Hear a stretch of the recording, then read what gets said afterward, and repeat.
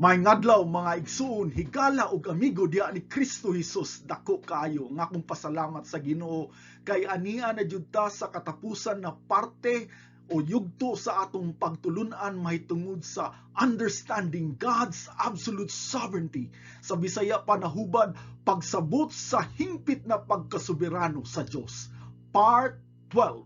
Katong matinud-anon gayud na nagasunod ning atong series study of God's sovereignty, nang hinaot ko sa Ginoo na nagalihok sa inyong kasing-kasing no, pagaligunon mo sa inyong pagtuo diha sa iyang pagkasoberano.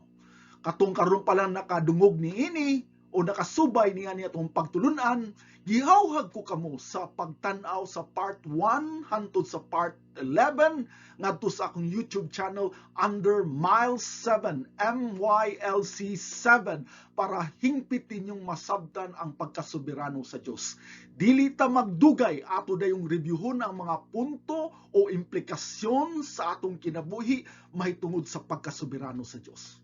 Ang una, God is all-knowing and man is not. Ang Ginoo kabalo sa tanang butang ug ang tawo wala. Ikaduha, God does all things for His pleasure. Gibuhat sa Dios ang tanan para sa iyang himaya o kalipay. Ikatulo, God is in control of everything. Ang Dios mo'y nagkontrolar sa tanang butang. Ang ikaupat, God's sovereignty encompasses time and space. Ang pagkasoberano sa Dios naglangkob sa panahon ug luna. Ikalima, God's will can override man's plan. Ang kabubuton sa Dios makahimo og patigbabaw sa plano sa tao. Ikaunom, God choose eternally who will be saved.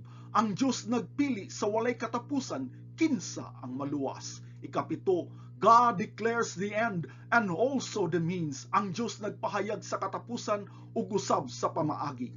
Ikawalo, God's sovereignty can turn man's disobedience for His glory. Ang pagkasoberano sa Dios makapabalik sa pagkasinupakon sa mga tao alang sa iyang himaya. Ikasiyam, God's will does not negate human choice. Ang kabubuton sa Dios wala magasalikway sa pagpili sa tao.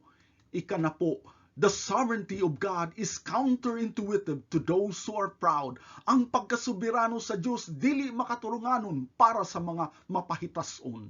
Ika-11, God's sovereignty is manifested in His providence. Ang pagkasoberano sa Dios gipadayag diha sa iyang pagtagana. Ika-12, God's sovereignty provides the ultimate comfort against the worries of the world. Ang pagkasoberano sa Dios naghatag og kinatas-ang kahupayan batok sa mga kabalaka sa kalibutan. Ika-13, trusting in God's sovereignty is assurance of salvation. Ang pagsalig sa pagkasoberano sa Dios mauy kasiguruhan sa kaluwasan. Ika-14, the love of God for the elect established by His sovereign will. Ang gugma sa Dios alang sa mga pinili gitukod pinaagi sa iyang soberanong kabubuton. Ika-15, God's sovereignty is a sobering warning against the unfaithful. Ang pagkasoberano sa Dios mo'y usa ka makapahinuklog nga pasidaan batok sa mga dili matinumanon. Ika-16, God's sovereignty is congruent with His eternal attributes. Ang pagkasoberano sa Dios nahiuyon sa iyang walay katapusang mga hiyas. Ika-17, God's sovereignty preserves the faithfulness of His word. Ang pagkasoberano sa Dios nagatipig sa pagkamatinumanon sa iyang pulong. Ika-18, human history unfolds according to God's sovereign plan. Ang kasaysayan sa katawhan napadayag sumala sa soberanong plano sa Dios. Ika-19, God's sovereignty is revealed through the power of His word. Ang pagkasoberano sa Dios gipadayag pinaagi sa gahom sa iyang pulong.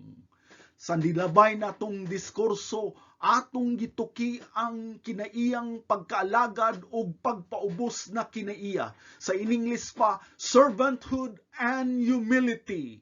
Mauni ang duha ka marka aron mahimong malampuson na leader o pangulo. Balikon ako ha, two attitudes to become successful spiritual leader. Ang una, humility. Ang ikaduha, servanthood.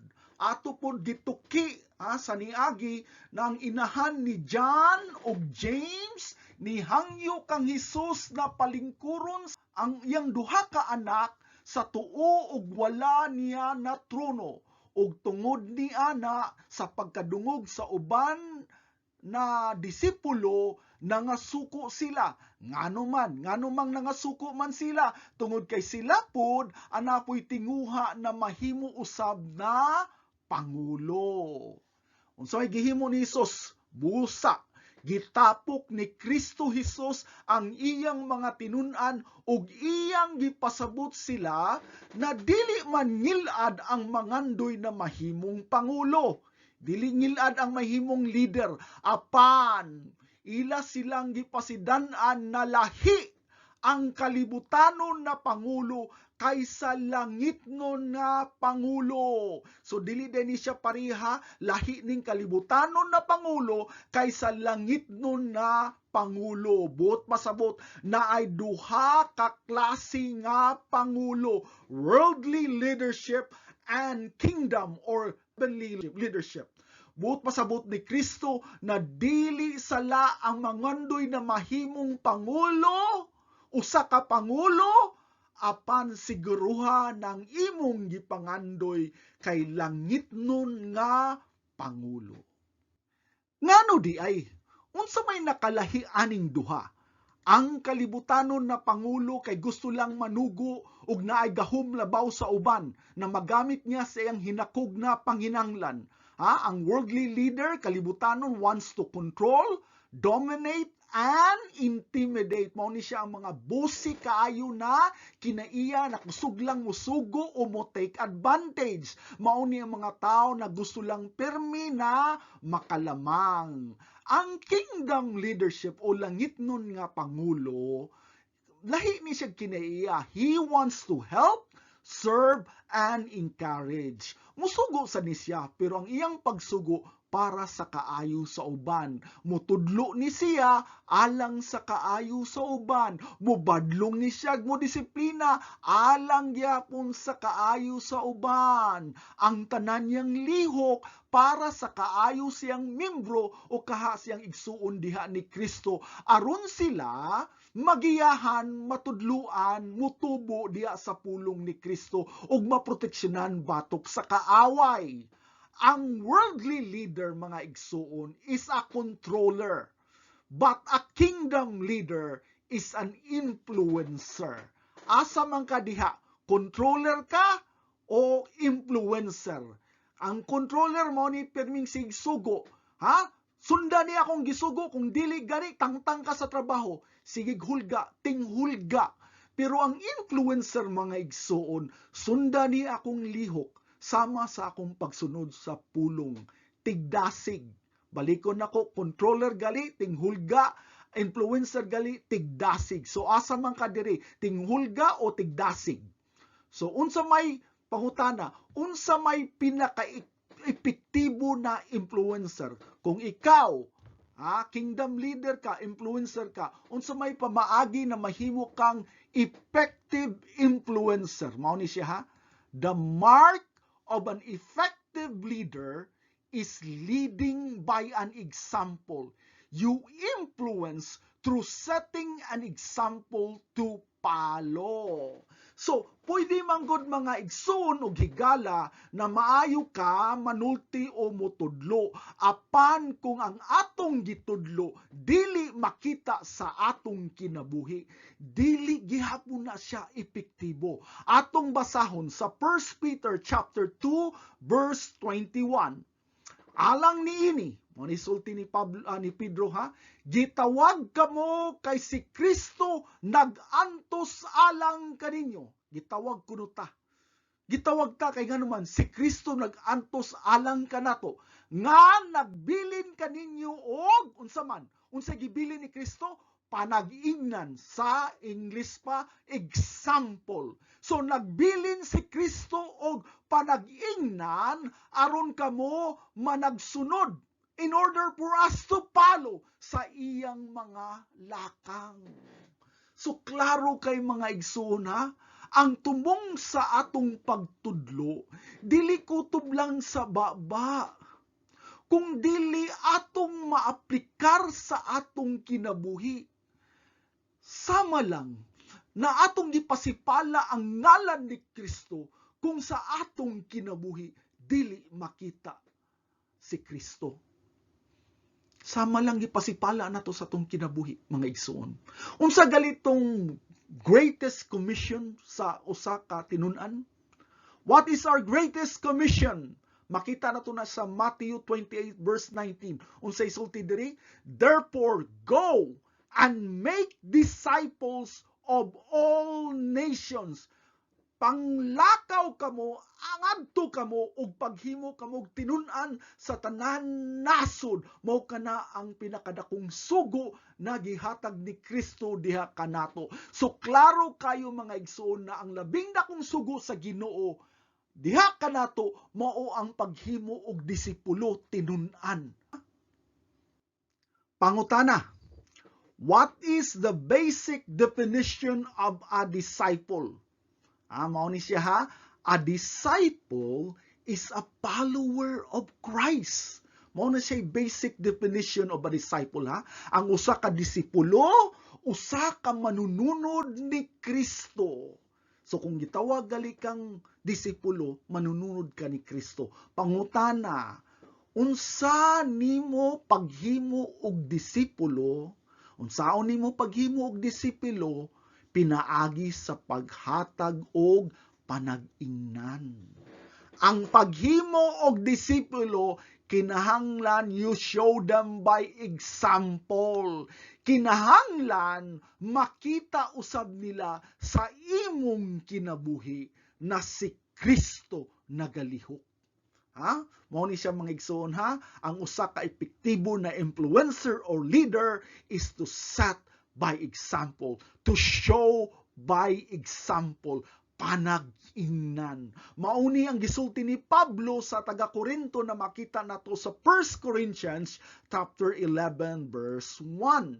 Sunda ang akong panag-ingnan, example, ingon nga ako gisunod ang panag-ingnan ni Kristo. Sa ato pa ang sulti ni Pablo diri, follow my example as I follow the example of Christ. Pangutana, nganong wala man nagaingon si Pablo na sunda lang si Kristo, ayaw lang ko sunda?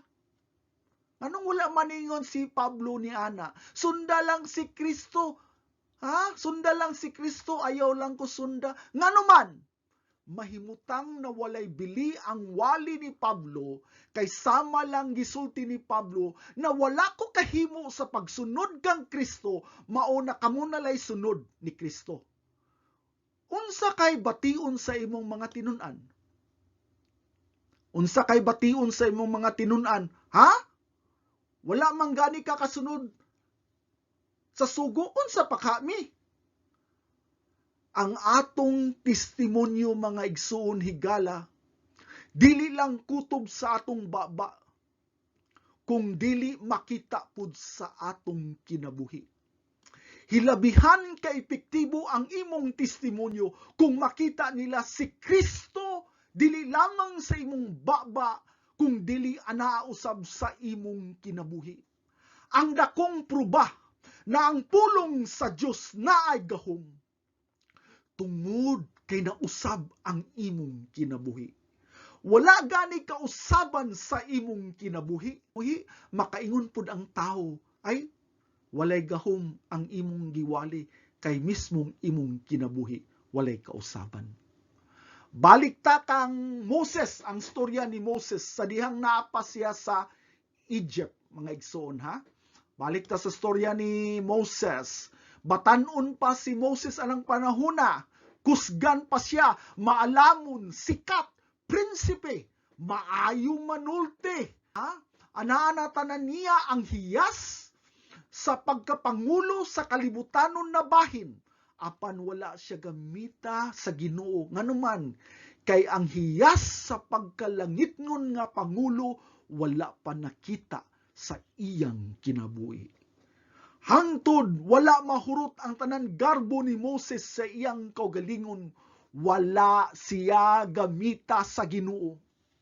Nikabat pa sa sulod sa 40 ka tuig, usa siya gigamit sa Ginoo.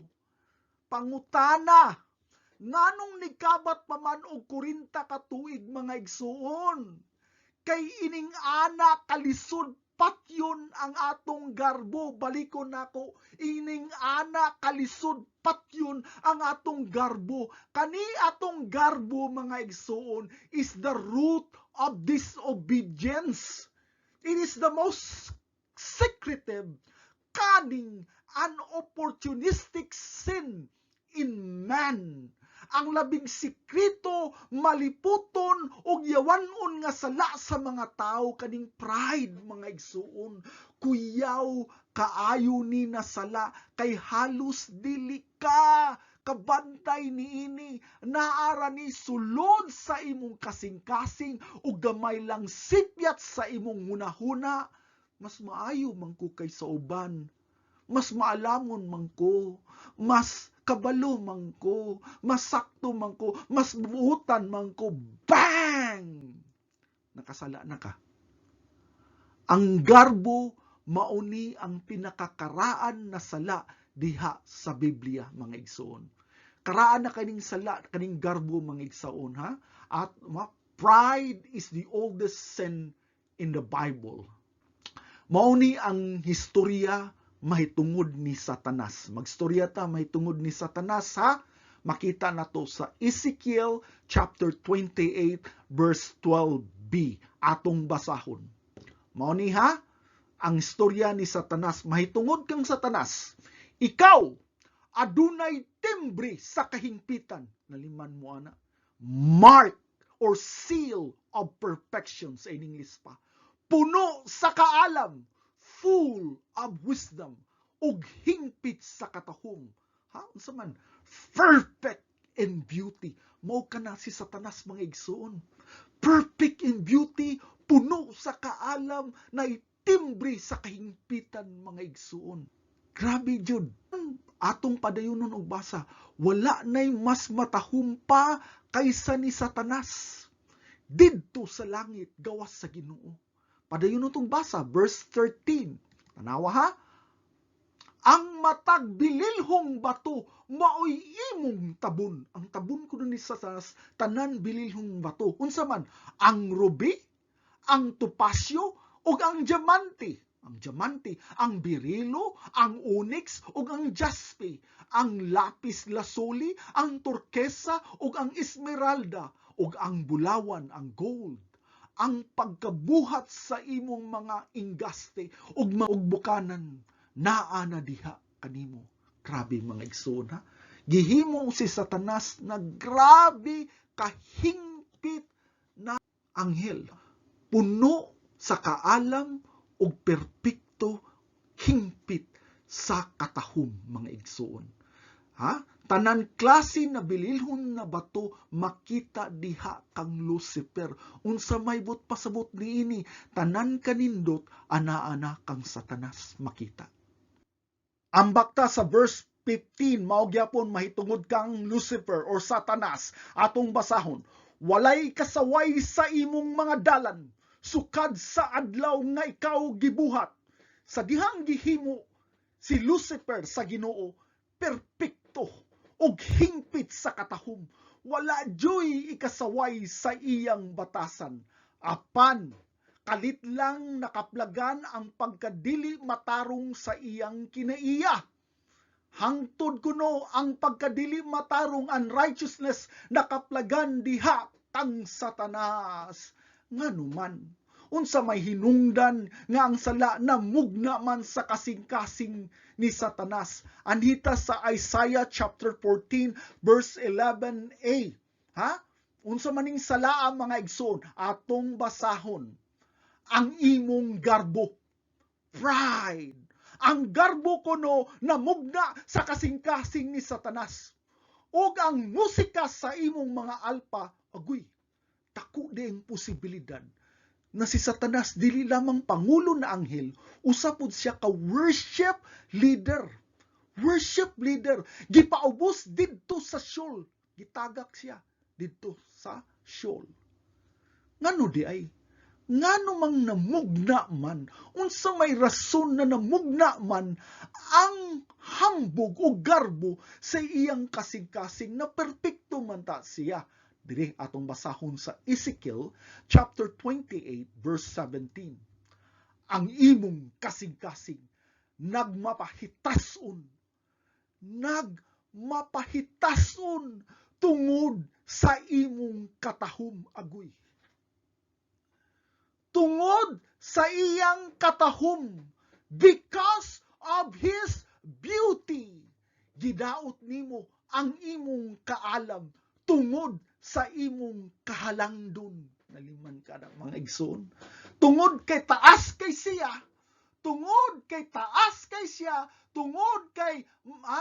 nindot kay siya, o maalamon siya, unaan na niya ang katahom na makita sa iya, namugna ang hambog o garbo kaniya.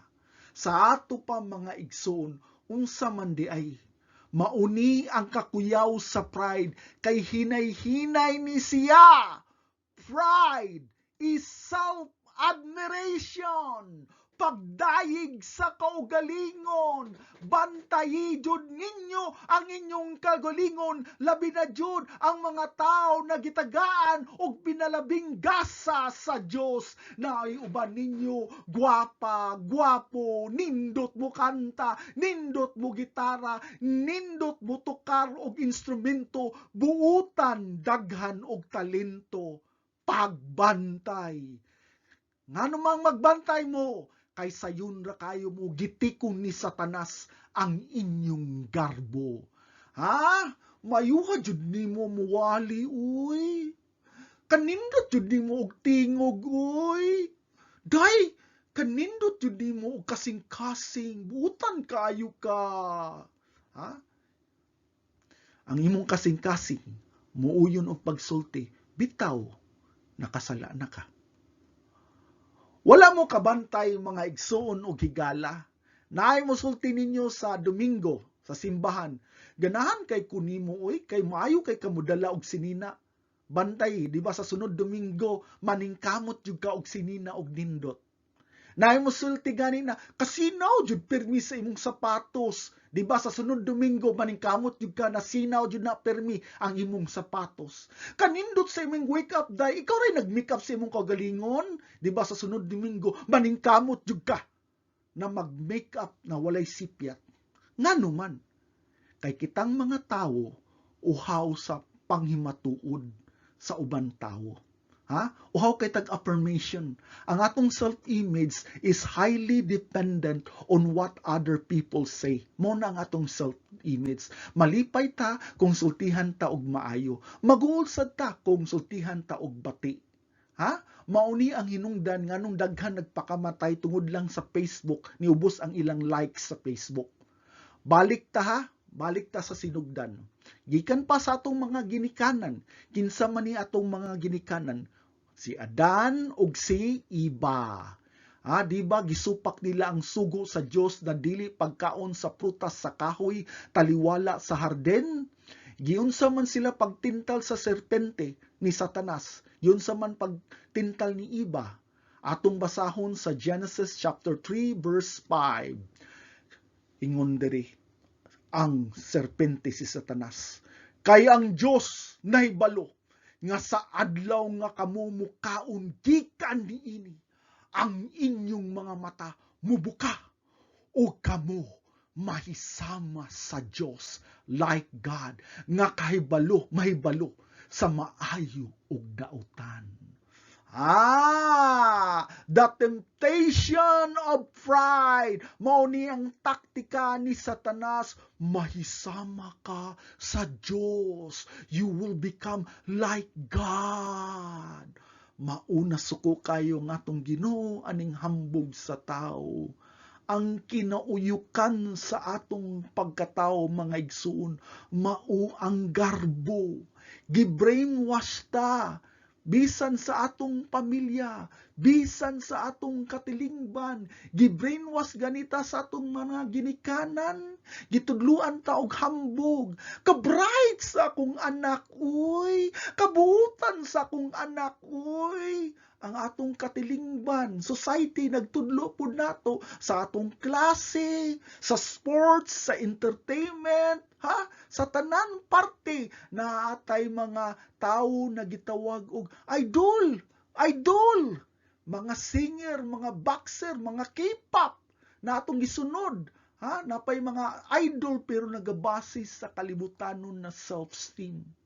Mga pamaagi sa yawa aron paglig-on sa atong garbo. Karon balik ta sa istorya ni Moses. Atong susihon kung napabay nakitang garbo sa kinaiya ni Moses. Sa dihang gisugo si Moses sa Ginoo, sa pag-adto sa Pero aron buhian ang mga Hebrehanon. Ato nang makita no sa Exodus chapter 3 verse 10. Mao kini ang sugo sa Ginoo diha kang Moses. Ipadala ko ikaw ngadto kang Pero aron imong madala ang akong katawhan, ang mga anak sa Israel gikan sa Ehipto. Unsa may tubag ni Moses diri? Atong basahon sa verse 11. Og si Moses mingon sa Dios, kinsa ba ako nga ako moadto kang Pero ug nakuhaon ko ang mga anak sa Israel gikan sa Ehipto? Unsa may nakita nato na batasan diri ni Moses? Unsa? Ang iyang pangaturungan puno sa pagduha-duha. Unsa man ni siya mga igsuon? Puno sa walay kumpiyansa sa kaugalingon. Adto ta sa Exodus chapter 4 verse 1. Unya mingon si Moses, unsa ka kun dili sila motuo kanako ug mamati sa akong sulti? Kay basin mo ingon sila, wala nagpakita kanimo ang Ginoo. Maugi hapon ang pamalibad ni Moses. Ingon si Moses diri, unsa ka kung dili sila motuo nako? Unsaon lang ni? Mingon pa lang sila nako na tumutumo lang ni akong gisulti, ang tinuod wala jud nagpakita ang Ginoo nako. Diri makita nato ang gitawag na self-doubt. Unsa ning self-doubt mga igsuon? Pagduha-duha sa kaugalingon. The lack of confidence of oneself. Naa siya insecurity. Ha? Naa siya insecurity. Paminawa ko ninyo ha. Ang kasing-kasing na puno sa garbo delikado. Apan ang kasing-kasing na puno pod sa kakawangon sa pagsalig, kuyaw pod. Nagtudlo ang Biblia sa pagduha-duha sa kaugalingon. Mao ning istorya sa Biblia. James chapter 1 verse 6 atong basahon. Apan sa diha nga kamo mangayo, sa diha kanung kamo magampo og mangayo kanako, kamo kinahanglan nga mutuo og unsay gisulti diri? Dili magduha-duha. Kay ang magduha-duha sama sa usa ka balud sa dagat nga gihuyop o gikusukuso sa hangin. Sa ato pa walay bili ang imong pag-ampo. Ato ning sabton, unsay rason sa pagduha-duha diri? Tungod kay insecure si Moses. Nganong insecure man si Moses, nagduha-duha siya tungod kay ang iyang pagsalig naagihapon sa iyang kaugalingon. Balikon nako ha, nganong insecure siya? Kay si Moses ang iyang pagsalig naagihapon sa iyang kaugalingon. Sa ato pa, dili tungod kay wala ko kadungog og hambog sa iyaha na wala na siya'y garbo. Naagihapon na siya'y garbo, medyo gamay na lang. Paminawa ko ninyo ha, na ay duha ka klase ang garbo. Daghan na siyang klase pero duha ihatag na ko ninyo. Unsa man ni siya? Active and passive pride. Ang active pride katong sigig pakita sa iyang hambog, kanang ganahan jud siya na yang bag-o na kotse ipakita, bag-o na bag, ganahan gali siya mukanta kay tungod nindot siya tingog, mutakar og instrumento para mapakita ang iyang hambog. Pero ang passive na garbo, kaning passive pride, mo ni mga tao na dili ganahan ipasigarbo ang ilang kabalo. Kay kabalo siya unsa ang iyang kakayahan. Maulaw siya mopakita sa iyang kabtangan kay basing kutyaon lang siya. Dili po siya ganahan mo volunteer kay kabalo siya na wala siya talent, insecure ni siya na tao. Asa man ang iyang garbo, naa sa iyang kakayahan. Mangutana ko mga igsoon ha, ang tanan tao na bay garbo o wala? Naa mga igsoon. Naay uban na perti kataas ang garbo, napoy uban na mubo og garbo, pero ang tanan tao naa di garbo. Wala na nagpasabot na ang dato ra, ang edukado ra o sikat ra ang nay katungod na muhambog. Ang pobre usab og walay alamag ha, naa gihapon garbo. Ang pobre dili makapanghinambog atubangan sa dato, ang walay alamag dili makapanghinambog atubangan sa edukado, pero pwede siyang makapanghinambog atubangan sa isig ka pobre, atubangan sa isig ka dili edukado. Ang mag-uuma mga igsoon dili ka kaya sa trabaho sa attorney. Ang mangingisda dili ka kaya sa trabaho sa doktor. Apan sugua ang mag-uuma sa pagtanom. Sugua ang mangingisda sa pangisda, di ba sugot dayon. Nganuman kay naa gyapon ang katapusan niyang garbo, ang garbo sa iyang pagkatao. Nagduha-duha si Moses tungod kay wala siya gisugo sa pagbantay sa karnero. Gisugo siya na mahimong magbalantay sa katawhan. Kabalo siya na dili siya kakaya sa sugo, kay ang iyang pagsalig naa gihapon sa iyang kaugalingon. Mangutana mo karon, unsa man di sakto? Ang Ginoo dili ganahan og hambog sa tao. Ang Ginoo po dili pud ganahan sa mga tao na walay pagsalig. Ha? Walay pagsalig. Ato ning basahon ha sa 2 Corinthians chapter 12:9a. Apan siya kinsa si Kristo mingon kanako, ang akong grasya igo alang kanimo kay nga akong gahom ginahingpit diha sa kahuyang. Unsay pasabot diri? Diha kuno sa atong kahuyang, ang gahom ni Kristo magahingpit kanato. Unsay pasabot ni ana sa dihang atong gibugos na gitugyan, ang atong kahuyang diha ni Kristo, diha pud ang iyang grasya magapuno kanato. Atong padayon og basa sa verse 9b. Ha? Verse 9b. Busa labi pang ipasigarbo ko ang akong kahuyang aron ang gahom ni Kristo magapabilin kanako. Grabe ha oy. Unsay sulti ni Pablo diri? Akong ipanghinambog, akong ipasigarbo ang akong kahuyang. Giila ni Pablo, nahuyang siya siyang kaugalingon. Nakasabot siya ng tanan sa iyang kinabuhi mao ang grasya sa Ginoo. Nakasabot siya na apart from Christ, we are nothing. Ha? So pangutana mauni siya mga igsuon. Unsa man jay husto na pagtan-aw sa kaugalingon sumala sa Biblia? Ha? Unsa man di sakto na pagtan-aw, morning saktong pagtan-aw ha? Nabuang ko na pagkatao. Na wala ko'y hinungdan na pagkatao. Wala ko'y bili. Ako ang ngayan ko mamatay ngadto sa impierno tungod sa kadako sa akong sala. Hapan nagasalig ko nang akong Ginoo soberano sa tanan. Balaan og puno sa hustisya tungod sa iyang dakong gugma iyang gipadala ang iyang bugtong anak na si Kristo na mamatay sa akong sala aron mabahiran ng akong sala. Busa nagasalig ako ug akong gihalad ang akong tibok kinabuhi na iyang buhion pinaagi sa paghinlo sa akong sala. Nagasalig ako sa iyang gugma nagakaput kanako ug dili mo biya ug muhatag nako kadaugan batok sa sala. Unsay tawag nimo ana mga igsuon? Dili na self-doubt.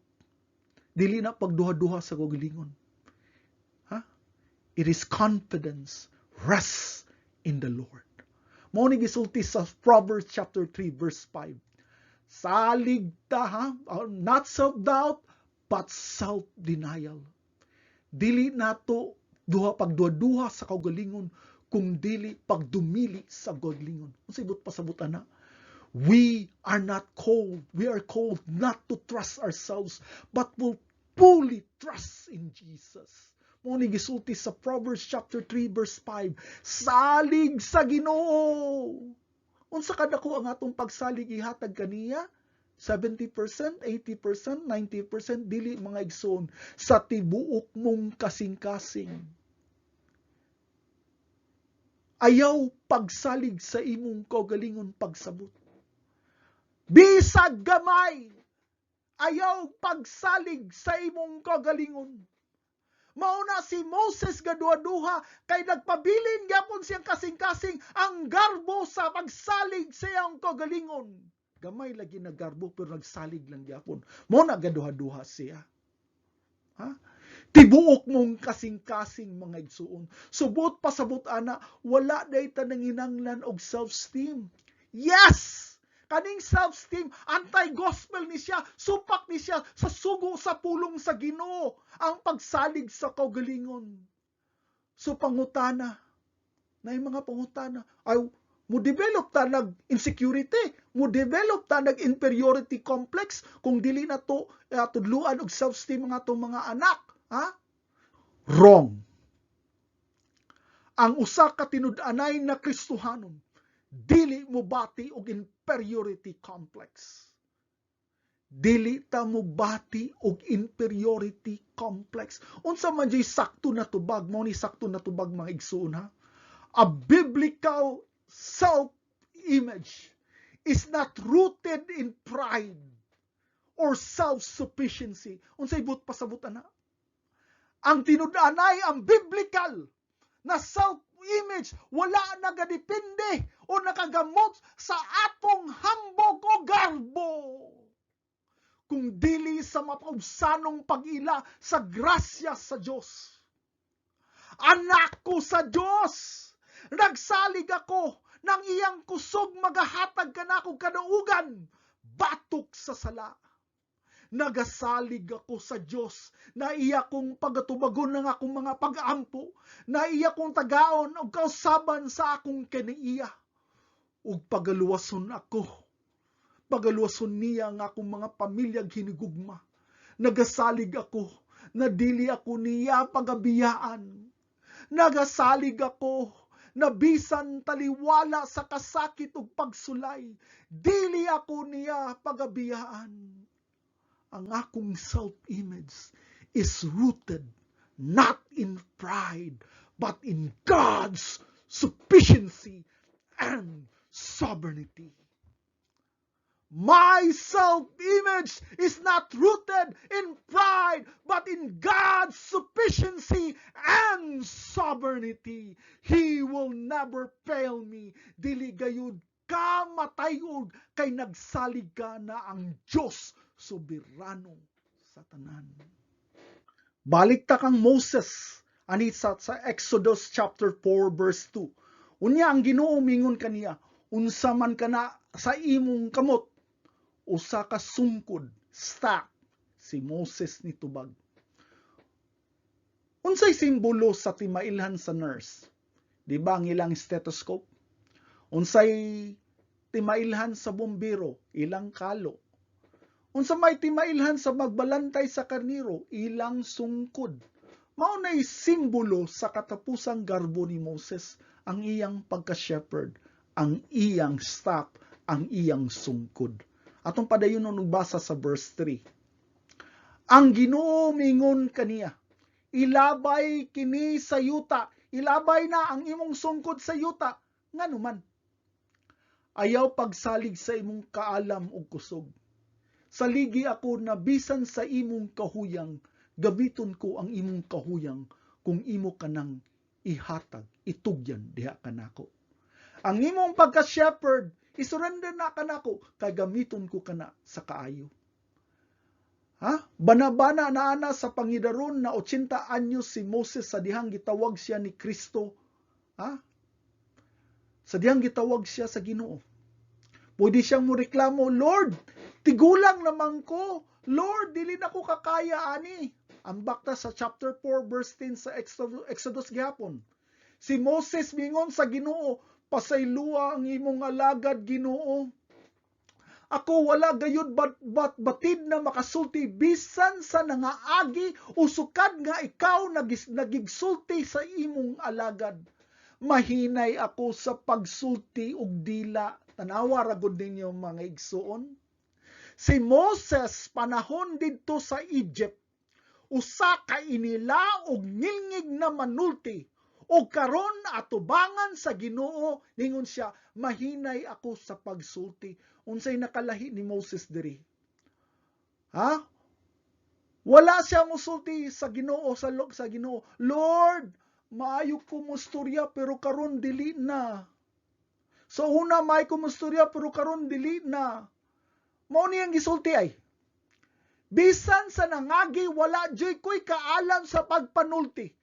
Mo ni gisulti ni Moses, unsay but pasabot diri, nalimtan na niya ang tanan niyang taas na garbo sa una. Ha? Pwede siya mga tarungan, Lord, tigulang nako Lord, ug dili nako kabalo manulti. Apan sa dihang gipalabay sa Ginoo ang iyang sungkod, gipasabot sa Ginoo na itugyan ang imong kinabuhi diri kanako. Dili ang imong katigulangon. Dili ang imong imong kusog, dili ang imong kahuyang. Itugyan diri kanako. Mao nay but pasabot mga igsoon. Gusto mong gamiton sa Ginoo, itugyan ang inyong kahuyang diha sa Ginoo. Anita sa Numbers 12 verse 3. Basahon na to. Karon si Moses mo'y usaka. Unsa man si Moses? Mapainubsanon kaayo nga tao. Grabe ang kausaban ni Moses. Usaka mapainubsanon kaayo nga tao. Unsa gisulti diri? Mas mapaubsanon kay ni bisan kinsa sa ibabaw sa yuta. Grabe kahambol ni Moses. Mapaubsanon sa tibuok katawhan diri sa yuta. Grabe no? Grabe jud ang kausaban sa kinaiya ni Moses diha sa kamot sa Dios. Pangutana, kinsa man sa Biblia sa Old Testament na grabe kaayo gigamit sa Ginoo pagpakita siyang gahom. Walay lain no kung dili si Moses. Mao ni ang mga milagro na gihimo sa Ginoo pinaagi kang Moses. Ang una, the 10 plagues of Egypt na makita sa Exodus chapter 7 verse 14 hangtod sa chapter 12 verse 30. Dire gihimong dugo ang suba sa Nilo. Nga nagdala og mga baki, kuto, langaw, sakit sa kahayupan, hubag, ulan nga yelo, dulon, kangit-ngit, o kamatayon sa panganay sa tibuok Ehipto. So, the 10 plagues of Egypt, gidemonstrate, gipakita kana ang gahom sa Ginoo diha kang Moses. Ang ikaduha, parting of the Red Sea. Si Moses sa sugo sa Dios nagpataas sa iyang sungkod ug ang pulang dagat, ang Red Sea, nabahin. Liman mo ang mga igsuon ang tibuok kadagatan sa Red Sea nabahin ug nagtugot sa mga Israelites sa pag-ikyas gikan sa paggukod sa mga Ehiptohanong kasundalohan. Ikatulo, water from the rock na makita sa Exodus chapter 17 verse 5 to 6. Sa kamingawan diha sa deserto sa dihang giuhaw ang mga Israelites, gisugo sa Dios si Moses sa paghapak sa bato og miuswag ang tubig aron makatagana sa katawhan. Ikaupat, manna and quail. Exodus chapter 16 verse 13 to 15 hangtod sa Numbers 11 to 31. Unsa man ni siya mga igsuon? Ang Dios nagahatag og manna kanibang mag-ulan og pan sa buntag o sa buntog sa gabi nagpaulan pug og buntog kaning mga quail aron makasustinto sa mga Israelites sa ilang panaw sa disyerto. Grabing mga milagro, nag-ulan og mana og quail. Ikalima, water from the rock of Meribah sa Exodus chapter 17, 5 to 7, Numbers 20, 7 to 11. Sa lain na okasyon sa dihang ang mga Israelites nanginanglan na usab og tubig, gisugo sa Dios si Moses sa pagsulti sa usa ka bato apan gihampak kinuon kini ni Moses ug migula ang tubig aron sa pagtagbaw sa kauhaw sa katawhan. Dirita sa ikaunom, the bronze serpent, nakahinumdum mo na mga igsoon, sa dihang ang mga Israelites na apaakan sa mga mala na mga bitin nga naman tungod kay gisupak sila sa sugo sa Ginoo. Pero ang Dios nagsugo kang Moses sa paghimo sa bronze nga bitin o gibutang kini sa usa ka tukon. Kadtong nagtan-aw sa bitin mga ayo. Ikapito mga igsoon, battle against the Amalekites, makita sa Exodus 17, 8 to 16, samtang nagpadayon ang gubat sa matag higayon nga iisa ni Moses ang iyang mga kumot, giisa niya ang iyang sungkod. Sa Dios diha ang iyang sa iyang mga kamot ang mga Israelites mudaog. Apan samtang ipaubos niya ang iyang mga kamot, ang mga Amalekites mudaog. Mao si Aaron og si Hur nitabang sa pag-arsa sa kamot ni Moses og sila nakadaog sa gubat. Unsa man ni mga igsoon, grabe kadaghan ang mga milagrong, mga signs and wonders na gibuhat ang Dios diha sa kinabuhi ni Moses. Karon unsa may kalabutan sa daghang mga milagro na gihimo sa Ginoo diha kang Moses. Sama sa gisulti sa Biblia na wala na'y mapainubsanon na kinaiya gawas kang Moses. Unsa may kalabutan sa kinaiyang mapainubsanon diha sa pagkasoberano sa Dios. Maunit ang ika-20 na implikasyon. Pamati, God's sovereignty is mostly displayed through the humble to shame the wise. Ang pagkasoberano sa Dios kasagarang gipakita pinaagi sa mapaubsanon aron pakaulawan ang maalamon. Nakakita na mo og dato na gigamit sa Ginoo, naaman po perting gamaya. Halos tanan o gani tanan na gigamit maayo sa Ginoo, nasakop sa 12 nga hagdanan sa katilingban. Ang kasagaran disipulo gani, mga 12 apostles, ang kasagaran nila mangingisda, mag-uuma, tax collector, nagisalikway sa katilingban. Nganong gipili man sa Ginoo ang ubos na grado, ang mga pobre, ang mga huyang, mga walay ibuga. Mga tao na gitanaw sa katilingban nga walay bili og huyang. Nganong gipili sa Ginoo? 1 Corinthians chapter 1:27. Apan gipili sa Dios ang mga binuang sa kalibutan o mga buang sa kalibutan aron pakaulawan ang mga manggialamon. Gipili kuno og gamit ang mga tao na mga buang, na mga walay alamag, dili edukado aron pakauwawan ang mga manggialamon. Gipili sa Dios ang mga mahuyang sa mga butang sa kalibutan aron pakaulawan ang kusgan. Grabe mga igsoon, no? Balik ta kang Moses, ang kahuyang ni Moses nagsimbolo diha siyang sungkod. Sa dihang giisa niya ang iyang kahuyang, natunga ang Red Sea. Sa dihang giisa niya iyang sungkod, napildi ang mga Amalekites. Unsa may pasabot ni ana?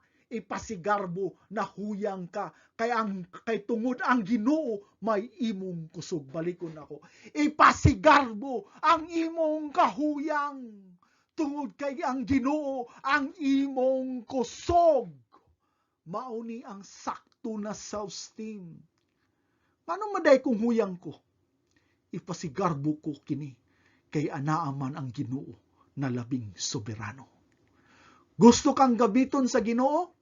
Ipasigarbo na huyang ka, na wala kay mahimo sa imong kagalingon, apan naa kay Ginoo na walay dili mahimo. Mausad ni Ang ika-21 na implikasyon, medyo related ni siya ang duha, no? 20 o 21 na punto. The 21, mao ni siya ang 21st implication. Meekness and humility is the right attitude towards the sovereign God. Ang kahag-op o pagpaubos mao ang husto na kiniiya ngadto sa soberanong Dios. Unsa maning meekness, mga igsoon, kaaghop, involves a willingness to submit to God's will. Ang kaaghop naglakip sa pagkaandam sa pagpasakop sa kabubuton sa Dios. Kaning kaaghop mao ni ang kaabag sa pagkaalagad, servanthood. Naaga ni kay pagkaalagad na kinaiya, mugawas jud ning meekness. Mao ni ang mga tao na malipay kung naay mulabaw pa sa ilaha. Kontento ra ni sila na ang tanan tao mulabaw kanila. Kay nung dumo katong inahan ni John og James na ni-request na mulingkod sa trono sa wala og tuo ni Kristo, unsa may nitabo?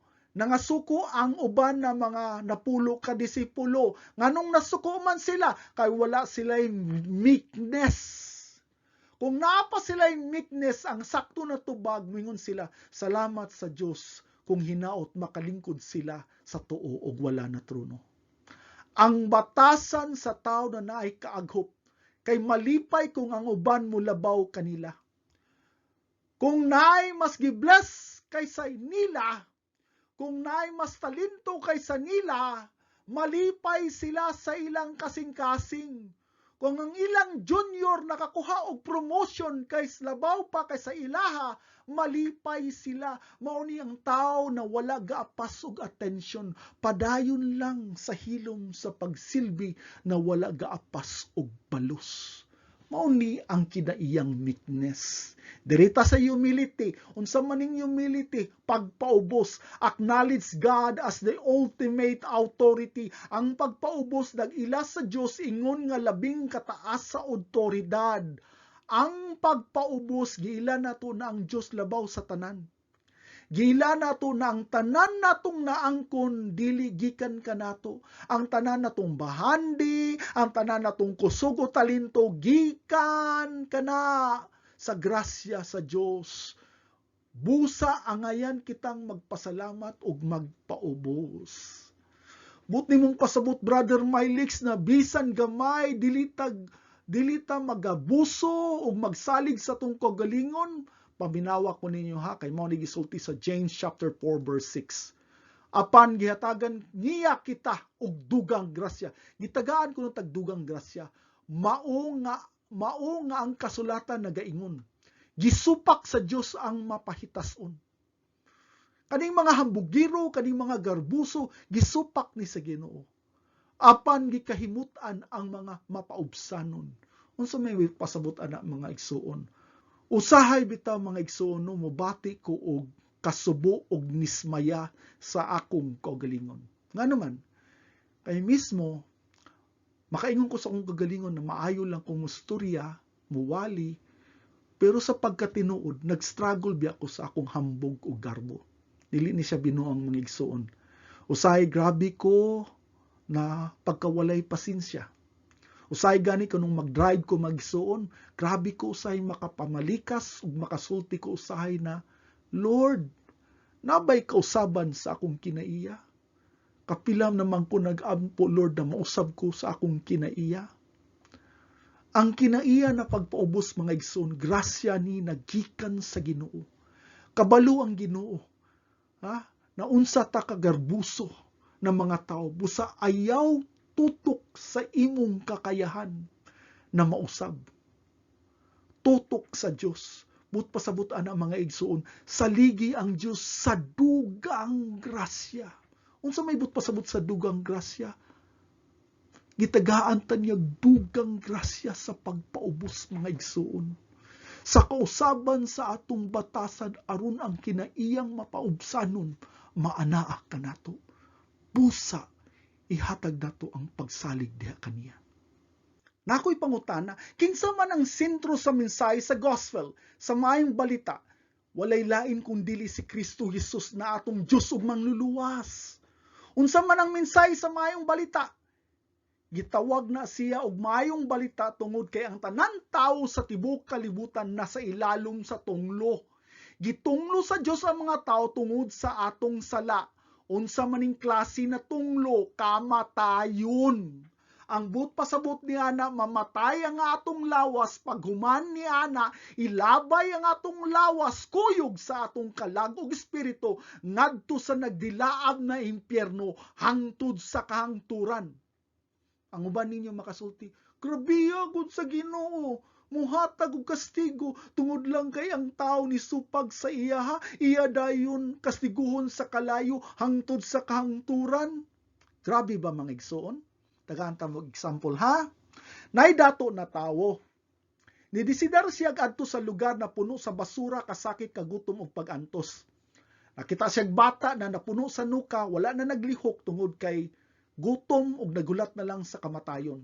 Gikaluy-an niya ang bata, iyang gidala sa hospital ug iyang gipatambalan. Pagkaayo sa bata, iyang gidala sa balay, iyang giadapt ug nahimong iyang anak, iyang gialima, iyang gigugma, gitagaan sa tanan panginahanglan.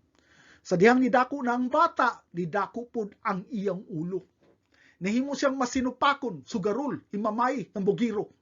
Dili siya ganahan magpasulti ug nangandoy siya na mamatay ang iyang adopted na amahan aron maiya ang tanan kabtangan sa dato na tawo. Maupod ni ang hitabo ni Satanas. Gitagaan sa Dios sa tanan, gahom, kaanyag og posisyon, morning star. Apan gipili niya na mahibulag sa Dios kay gusto niya na siya ang magbuot, mao nagilabay siya sa Ginoo gawas sa langit. Maupod ni ang sitwasyon sa tawo.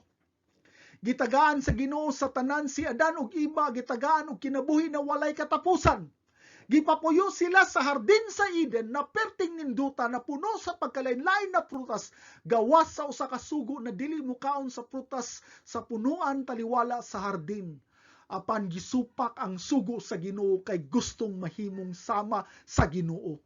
Mauni ang kinaiya sa tawo, ang pagtagad sa kaugalingon labaw sa uban. Gusto ta mo labaw sa Ginoo. Sama ta ni Satanas na nagtinguha na pulihan ang Ginoo sa iyang trono. Gusto nimo Ginoo sagka kay ikaw ang magbuot. Mauna ang gospel, istorya sa imong kaugalingon. Unsa may istorya sa tao? The elevation of self about God. Gitagad nimo ang imong kaugalingon labaw sa Ginoo. Kasagaran, pangaturungan, sala manini, Satanas, uy, kung wala pagitintal ni iba, unta wala unta ni mahitabo, kusog kayo ta mo pasangil sa atong sala. Ang gihimo ni Satanas mo lamang ang pagtintal. Kita ang hinungdan sa sala. Gusto ta walay magbuot nato. Gusto ta kitay matuman. The love of self is the enemy of what is good. Bisan ka, klaro kayo nagibuhat sa Ginoo ang tao, lalaki ug babae, gusto jud ta na kitay magbuot. Klaro kayo nagisulti sa Biblia, nagidili ang adultery, ang pagpanapaw. Pero gusto jud ang mga tarungan sa Ginoo. Klaro kayo gisulti sa Biblia, nagidili ang idolatry sa paghimo-himo sa mga imahin, sama sa mga bato, kahoy ug uban pa. Dayon ipakisama nato ang Dios diha kanila. Apan kita jud ang magbuot, kay mosabot ra lagi ang Ginoo kanato. Gusto ta na kitay sabton, i-tolerate lang, judgmental ra kaayo mo, mo na pasangil, dogmatic ra kaayo mo. Kasabot mo sa dogmatic, kanang inflexible, dili mo sabot, ha? Dili mo understand sa situation, mauna ang kasagaran, pasangil. Kung sa mathematics bitaw mga igsoon, na bitay gisulti na 1 plus 1, 2. Dogmatic jud kaayo mga igsoon, no? Dili 2.1, dili 2.2. Dogmatic jud kaayo. Dili jud ta mo sabot no na may answer na 2.1. Dili jud nato i-tolerate ang atong mga estudyante na mosulti 1 plus 1 is 2.3. Dogmatic jud kaayo. Nga naman, the truth has no grade, has no level. Ang truth is truth. Jesus is the way, the truth, and the life. Wa na'y lain, dili Jesus plus. Ang kamatuoran, ang kaluwasan na kang Kristo. Ayaw pun-i, ayaw kuhai. Dogmatic. Gusto ta kitay matuman, walay magbuot nato, mga igsoon. South is the enemy. Kill it. Kaning atong kaugalingon mo ni kaaway, patyan ni. Mo ni gisulti sa Matthew 16 verse 24. Then Jesus says to his disciples, in English niya, whoever wants to be my disciple must deny yourself. Si kinsa katong gustong mahimong akong tinunan, manununod. Mulimod sa ilang kaugalingon. Mulimod sa ilang kaugalingon sa ato pa. Dili ang atong gusto, dili kitay magbuot. Dili ang atong kalipay, dili ang atong damgo, dili kay gusto tang mahimong madato, dili kay gusto tang makomportable aning kalibutana, gibutang ta aning kalibutana alang sa paghimaya ug paghatag og dungog diha kang Kristo Hesus na atong Dios ug mangluluwas, dili ang atong kagalingon. South is the enemy. Unsay gisulti pa diri, mga igsoon, and take up your cross and follow me. Unsay pasabot sa cross, mga igsoon? Kasakit, pag-antos, yes, pero ang ultimate symbol sa cross, kamatayon. Unsa may pasabot ni ana? Patya ang imong kaugalingon na pagbuot. Patya ang imong kaugalingon na pagbuot. Mauni ang kinalasan nato na punto sa pagkasoberano sa Diyos. The sovereignty of God is the bedrock message of the gospel. Ang pagkasoberano sa Diyos mo ay sukaran na mensahe sa Ebanghelyo. Dili kita mo'y bida sa salida kung dili ang Diyos. Kita mao ang problema, ang Diyos mao ang solusyon. We are the problem. Jesus is the solution. So duhara ang magpadayon. Magpadayon ka sa imong pagbuot og hambog o magpaubos ka. Nakoy pipila ka pangutana og ningnaot ko na inyong tubagon. Una, who created all things, whether seen or unseen, in heaven and on earth? Kinsa ang nagabuhat sa tanang butang, makita og dili makita, diha sa langit og diri sa yuta? Walay lain kun dili ang Ginoo. Who sustain all created things? Kinsa ang nagasustinar sa tanang mga binuhat? Walay lain kung dili ang Ginoo. Who allowed man to sin? Kinsa ang nagatugot sa makatawhan na makasala?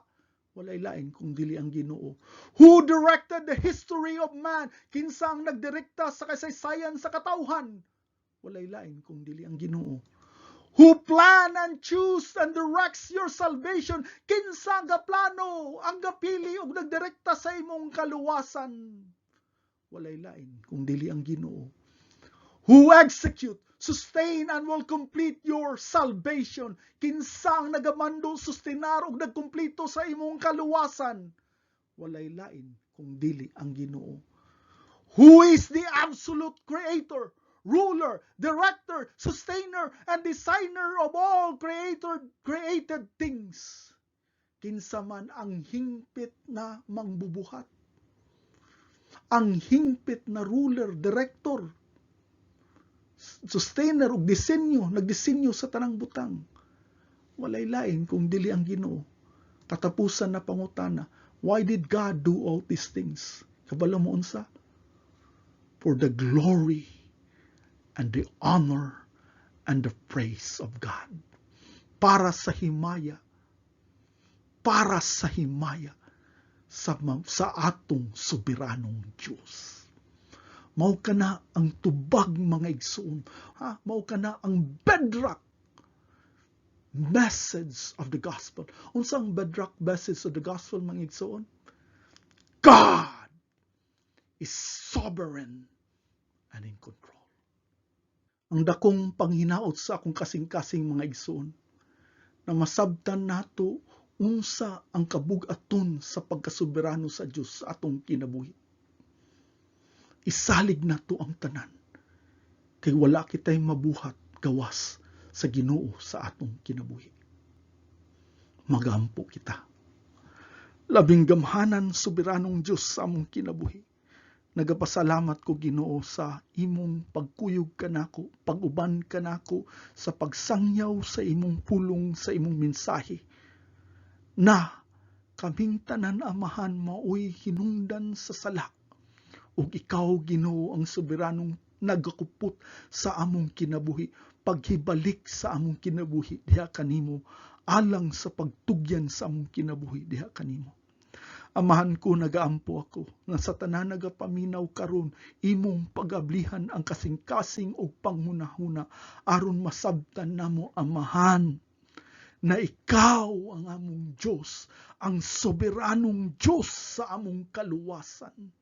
Ikaw ang makahipabahilik kanamo diha sa among relasyon diha kanimo. Ginoo, dalaygon ka, simbahon ka, sa imong grasya, kaluoy ug gugma.